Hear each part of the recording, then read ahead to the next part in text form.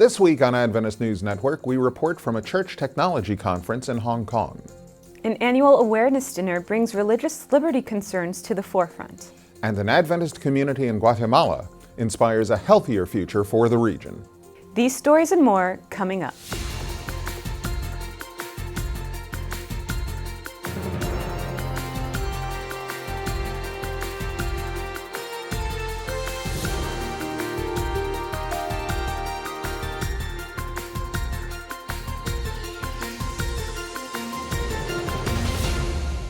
This is Adventist News Network, a service of the Seventh-day Adventist World Church. Thanks for joining us this week. We begin this week with a report from the Global Adventist Internet Network Conference. Adventist technology professionals from around the world recently met in Hong Kong to discuss best practices and bolster the church's online presence. Hong Kong has the reputation of being the city in the world with the most skyscrapers. With 2,354 buildings over 100 meters, Hong Kong has almost 3 times more skyscrapers than her rival, New York City, followed by Tokyo, Shanghai, and Dubai. About 160 participants from around the world gathered for the 8th GAIN conference in Sha Tin, a suburb of Hong Kong. GAIN is a community of Seventh-day Adventist technologists, evangelists, and communicators who connect to discuss the creative use of internet technology in their work and in the lives of those they serve. Known formally as GIEN, GAIN was organized in 2004. The GAIN Forum is sponsored and facilitated by the Communication Department of the World Seventh-day Adventist Church, in cooperation with the Church's World Divisions and Lay Initiatives. But there is an intention for you to have this. It's very important to have a global vision in mind during the whole convention. What I see as a development of those GIEN or GAIN conferences over the years is that there is a mixture, a coming together, a convergence of media. In the first conferences we had a strong focus on internet only, but meanwhile it's a media conference. You have TV, you have radio, you have press, you have internet, all together where it belongs to, because everything comes together. And it's great to have people who deal with all of that on one point together, talking about the content and sharing the ideas how to spread the gospel in a more applicable and current way. The new Apple buildings are amazing not only because they had to develop the very technology to cut the glass that would create the building. 12,500 employees will have but one restaurant and, believe it or not, one toilet complex. People will be forced to meet administrators, designers, engineers, and what they call Apple evangelists. Very interesting. Well, I think one of the most important things was Bruce Meyer and giving us a good foundation as far as the cultural sensitivity is concerned as we try to do evangelism, either online or in whatever medium, to be able to recognize the fact that people are different. We exist in our worldview like a fish exists in water. The fish is not even aware of water until you take him out of water. Hong Kong is a special administrative region of the People's Republic of China. With a population of over 7 million people, Hong Kong is one of the most densely populated areas of the world. As one of the world's leading international financial centers, Hong Kong has a major capitalist service economy characterized by low taxation and free trade. Hong Kong has one of the highest per capita incomes in the world and has the second longest life expectancy of any country after Japan. Tourists from around the world visit Hong Kong to experience what this vibrant city has to offer. I think this conference is important to meet together as Adventists who want to communicate the gospel online. It's really encouraging to me to hear of the stories of how people are making use of the internet and social media, Twitter, to really use young people to use what they do, what they know to do, and to use it for Jesus. On Saturday, the Adventist Church's Sabbath, the GAIN attendees spent the day in Noah's Ark. A theme park with a replica of the Ark, built to the exact dimensions of the Ark in the Bible, opened in 2009 not far from the Hong Kong airport. The program was filled with music, reports from around the world, and a message from the Executive Secretary of the Adventist Church's World Headquarters, Pastor G.T. Ng. Most attendees will agree that the most valuable part of GAIN is the networking that takes place in between presentations and during meals. For this community, the conversation doesn't stop here. If you would like to be a part of this ongoing conversation, join the GAIN Facebook group today.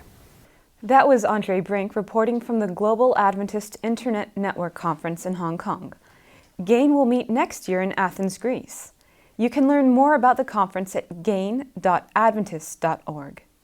Canada's Minister of Foreign Affairs says his country is committed to promoting human rights, including freedom of belief. Minister John Baird's pledge came at the 10th Annual Religious Liberty Dinner. The event brought government leaders and representatives from faith and advocacy groups to Washington, D.C. last week. The dinner celebrates religious freedom and honors those who work to protect and promote it worldwide. The annual event is sponsored by the Adventist Church, the International Religious Liberty Association, the North American Religious Liberty Association, and Liberty Magazine. In his keynote speech, Baird said recent examples of religious freedom violations are a reminder that the fight for religious freedom remains all too real for many faith groups.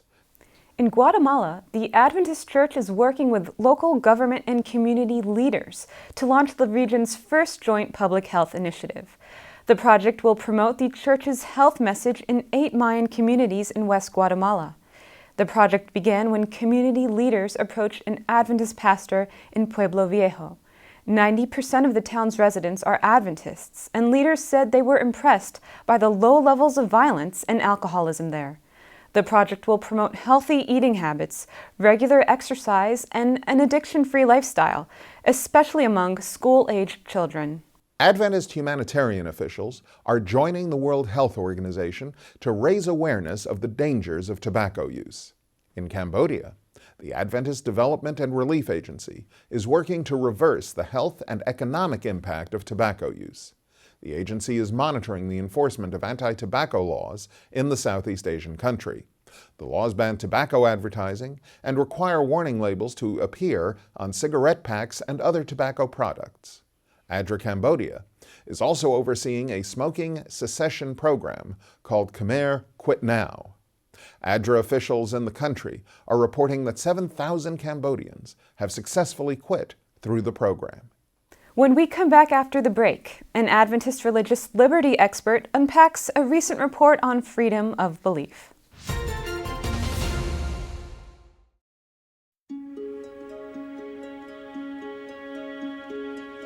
All I could see was my husband's body just sinking to the bottom. That day, I will never forget. And that prayer was the hardest prayer I've ever said in my life.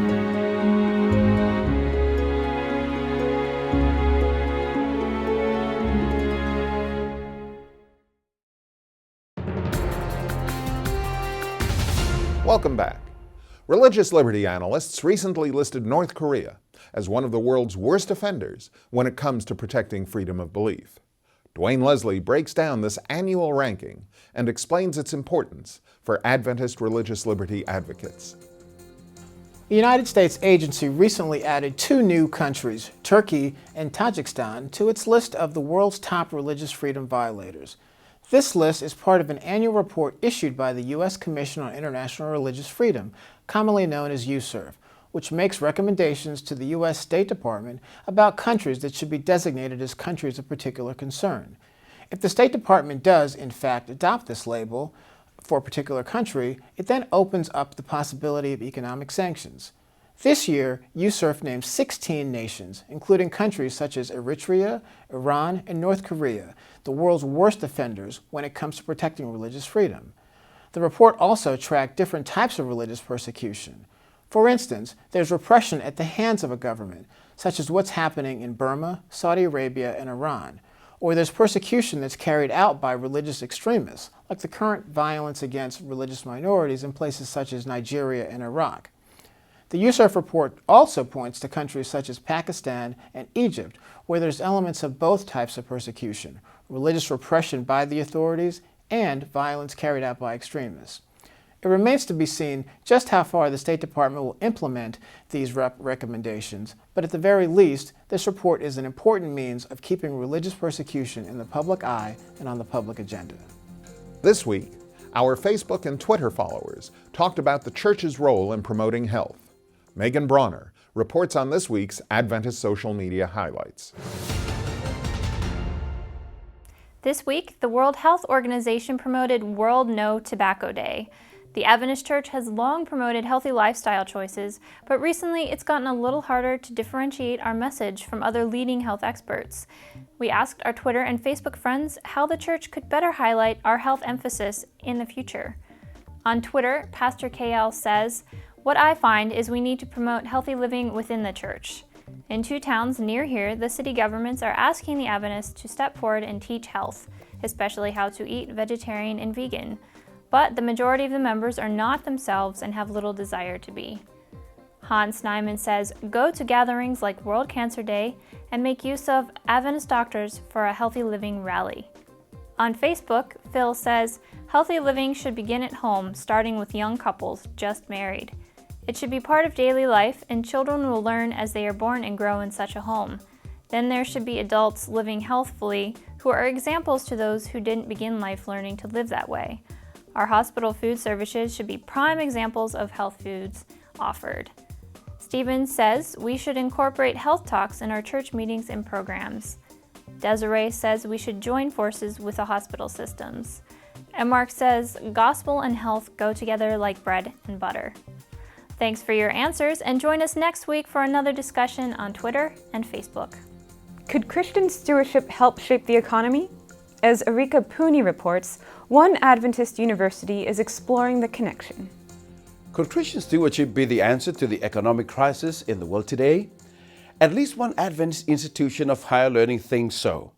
On March 15, a stewardship symposium was held at the campus of the Northern Caribbean Adventist University in Mandeville, Jamaica. The symposium was part of the annual KG Vaz lecture series at the university, and it partnered with the Adventist Church in Jamaica in hosting the event. Apart from regional church administrators, participants at the symposium included theology and mysterious students. Providing training at the event were Larry Evans and myself, Associate Director and Director of the Stewardship Ministries here at the Church World Headquarters in Maryland, USA. It is part of our strategy as a ministry to provide stewardship education to our Adventist institutions of higher learning. Topics presented were, "Is the address of your church Wall Street? What is Christian stewardship anyway? The 4 B's that can devour faithful stewardship, and the answer at the deep level."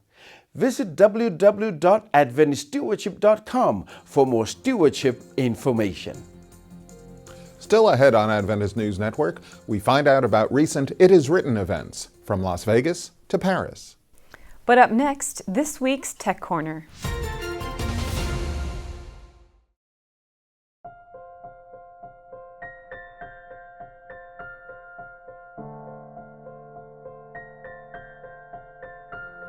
I was reading The Great Hope the other day, this wonderful and powerful quotation. It says, "The great controversy between Christ and Satan that has been carried forward for nearly 6,000 years is soon to close. And the wicked one redoubles his efforts to defeat the work of Christ in man's behalf and to fasten souls in his snares. To hold the people in darkness and in penitence till the Savior's mediation is ended and there is no longer a sacrifice for sin is the object which he seeks to accomplish." And it goes on to tell us that the great hope we have is the Word of God and to study the Word, and God has given us all the strength we need and all the power we need to resist every one of Satan's devices.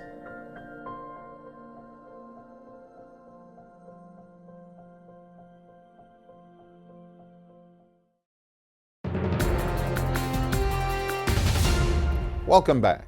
Collecting information from your online audience can be a powerful tool in shaping better content. John Beckett shows us how on this week's Tech Corner. Sometimes it's really useful to collect information from a group of people in an organized way. For instance, you may want to survey people about a recent or upcoming event. If you used paper for this, you could hand out a survey, then enter the results in a spreadsheet. Online forms make this much easier by allowing you to email a link to the digital form, then automatically collect the results in a spreadsheet.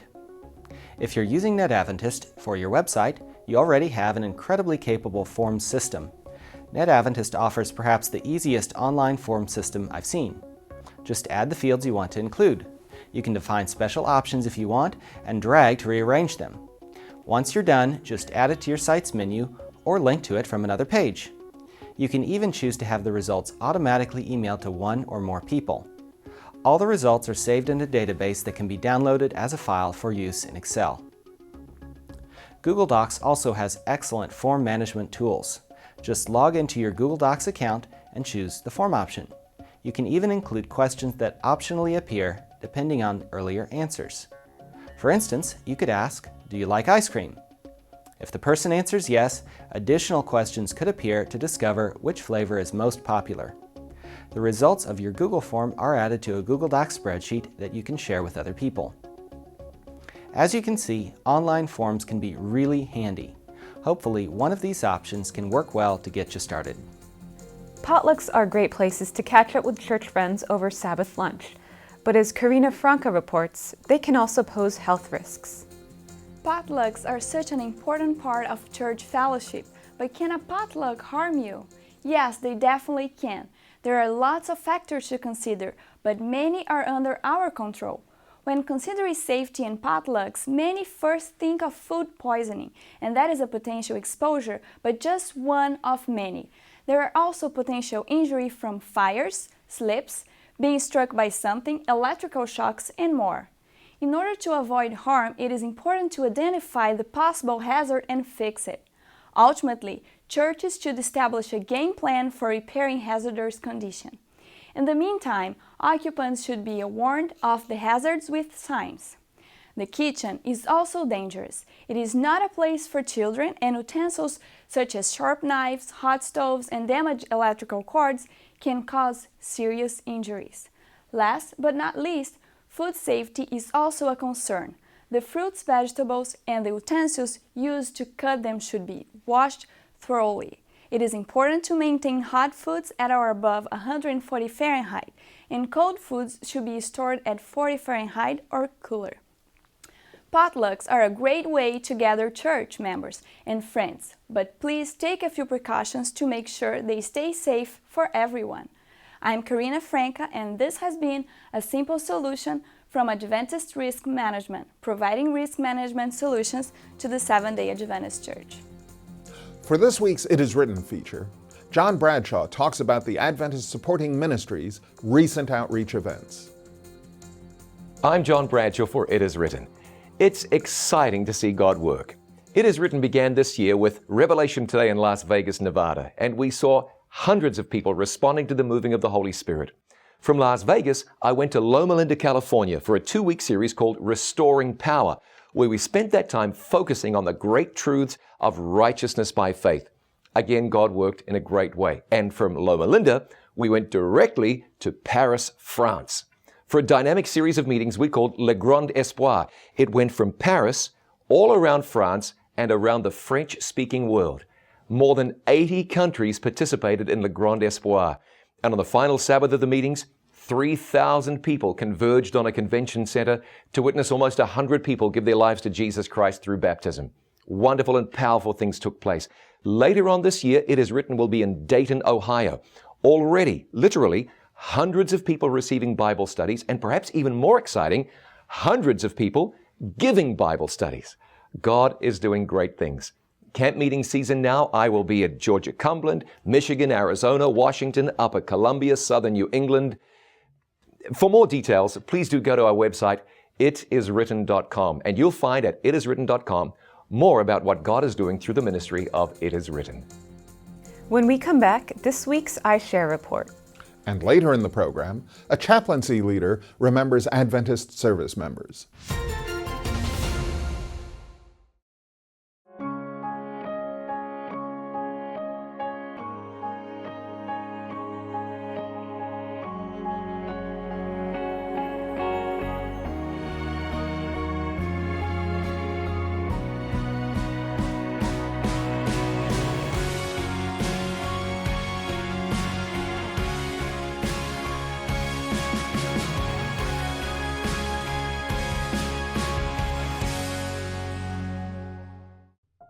The Great Controversy is a book of actuality, and that we can easily read it again and understand maybe better what is in history, and if they have to share it with someone, with friends or other people, that they will have the courage maybe to put themselves into the picture, into the story.